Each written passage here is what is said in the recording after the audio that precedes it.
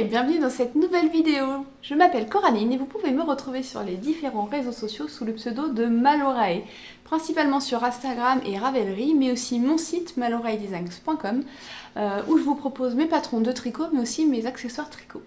J'espère que vous allez bien, je suis ravie de vous retrouver aujourd'hui pour une nouvelle vidéo de présentation puisque je viens tout juste de publier un nouveau patron de tricot. Alors oui, ce mois-ci, il y aura eu 2 patrons de tricot. C'est rare, mais ça arrive. Un petit patron juste avant de vous laisser pour quelques jours de vacances. Je me suis dit que ça pourrait être top de vous proposer ce petit modèle qui se tricote assez vite et puis qui sera parfait pour emmener vous aussi pendant vos vacances. Donc il s'agit des chaussettes Isotoma. Donc je n'ai toujours pas de bloqueur à chaussettes, donc vous verrez à l'ancienne. Ce sont des chaussettes Isotoma que j'ai tricotées avec une laine de chez Tricot & Stitch.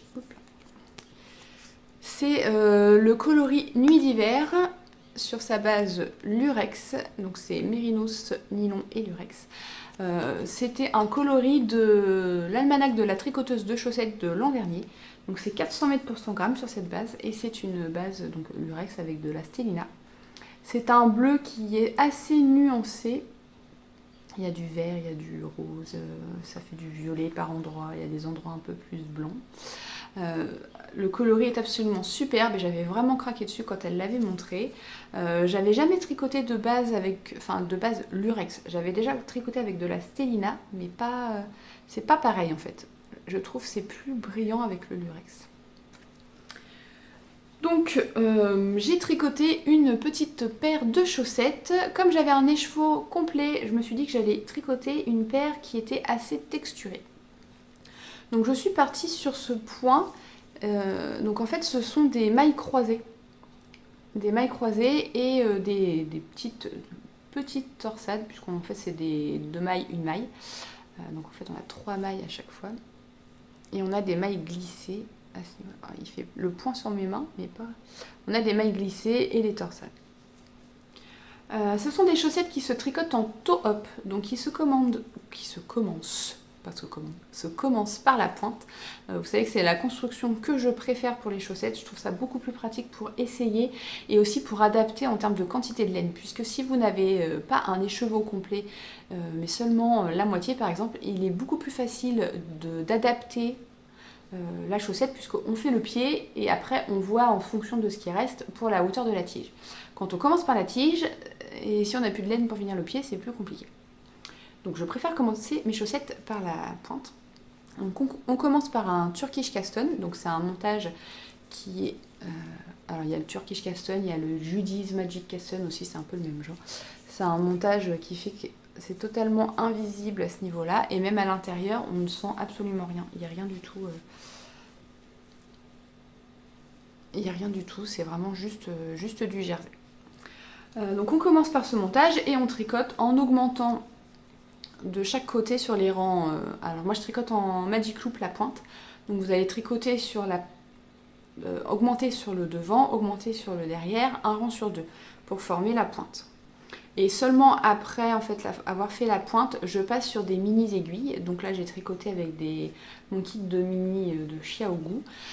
Et vous allez intégrer le motif sur le dessus du pied uniquement. Sur l'arrière on reste sur du jersey parce que sinon c'est pas très confortable d'avoir des mailles en relief comme ça ferait un peu mal aux pieds quand on marcherait. Donc on reste sur du jersey à l'envers. Vous pouvez voir que la laine, c'est trop beau. J'ai l'impression de... Alors moi je vois plus une piscine de la mer que le ciel, mais effectivement ça peut marcher. Donc le motif est en quinconce et vous avez différentes grilles suivant la taille que vous tricotez. Dans le patron vous avez 3 tailles SM ou L, donc c'est 60, 64 et 68 mailles il me semble.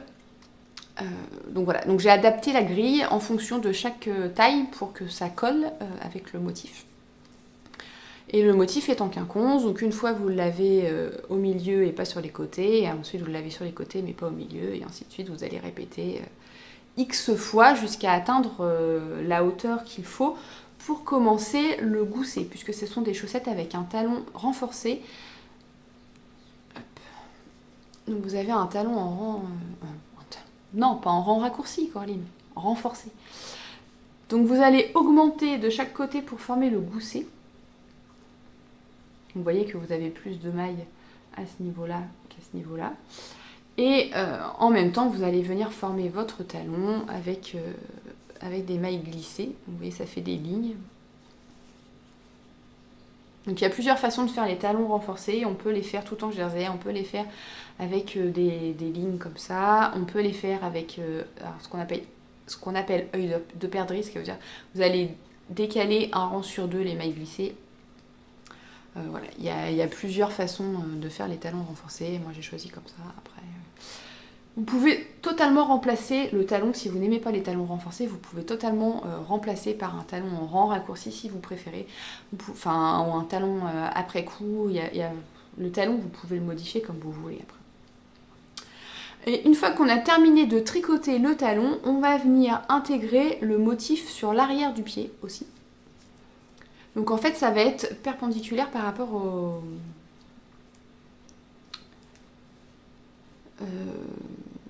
non, pas perpendiculaire, parallèle au devant. Et sur les côtés, en fait, vous allez avoir plus ou moins de mailles en vert par rapport aux tailles. Tout simplement parce qu'en fait, la répétition du motif fait qu'on ne pouvait pas avoir un nombre correct pour faire tout le tour du pied. Donc voilà, c'est tout. Pourquoi il n'y a pas du motif partout. Voilà. Une fois qu'on arrive à la hauteur, donc là après c'est pareil, moi je vous donne une hauteur dans le patron, c'est par rapport à moi ce que j'aime porter. J'aime bien les chaussettes qui sont assez hautes, je vous l'ai déjà dit, à chaque fois que je tricote des chaussettes, en fait quand je plie ma chaussette, j'aime bien que les côtes arrivent à peu près à la hauteur de la pointe.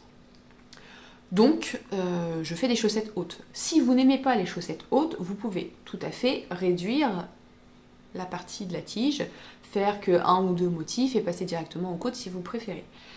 Ça après, encore une fois, c'est vraiment selon vos goûts. Les chaussettes, c'est vraiment le genre de modèle qu'on peut modifier assez facilement et adapter comme on veut. Et une fois que vous avez atteint la hauteur que vous souhaitez, vous pouvez passer aux côtes. Donc c'est pareil, il y a un petit twist au niveau des côtes. Ce ne sont pas des côtes 2-2 classiques. On a une petite alternance justement pour respecter, vous voyez, pour que ça s'aligne bien avec le motif texturé. Donc vous avez un petit twist dans les côtes. Et on rabat de façon assez élastique. Donc pour ma part, je n'ai pas de technique de rabat particulière. Je rabats tout simplement en utilisant un numéro d'aiguille bien supérieur à celui avec lequel j'ai tricoté. En général, je tricote mes chaussettes en aiguille de 25, mais je rabats en 4 par exemple. Donc vous voyez que c'est pas moche sur la chaussette, et de toute façon quand je la porte, ça prend ma cheville et donc du coup ça ne se voit absolument. Donc voilà. Et avec un écheveau de 100 grammes, j'ai réussi à faire ma paire de chaussettes. Donc c'est quand même un peu texturé, hein, parce qu'on a du jersey en verre, on a des côtes, on a des mailles croisées. Et il me reste encore la moitié d'écheveau. Donc je vais pouvoir faire une petite paire de chaussettes en utilisant cette fois un contrastant pour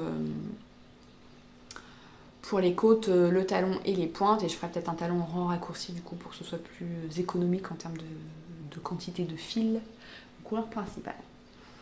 Donc les chaussettes Isotoma sont disponibles dès à présent sur mon site, mais aussi sur Ravelry. Vous avez droit à 15% de remise avec le code Isotoma, je vous le marque ici, jusqu'à lundi à 23h59. Le code il fonctionne aussi bien sur Ravelry que sur le site, peu importe où vous souhaitez l'acheter. Ça fonctionnera. Si vous voulez en savoir un peu plus, je vous remets sous la vidéo le lien pour aller voir l'article de blog si vous souhaitez. Je vous mets aussi le lien pour retrouver le patron sur Ravelry et sur le site. Et puis voilà, j'espère qu'il vous plaira. N'hésitez pas à me dire ce que vous pensez de ce modèle, à aller voir sur Ravelry les versions des testeuses qui l'ont fait dans des coloris un peu moins chamarrés que ce que j'ai pu utiliser pour ma part.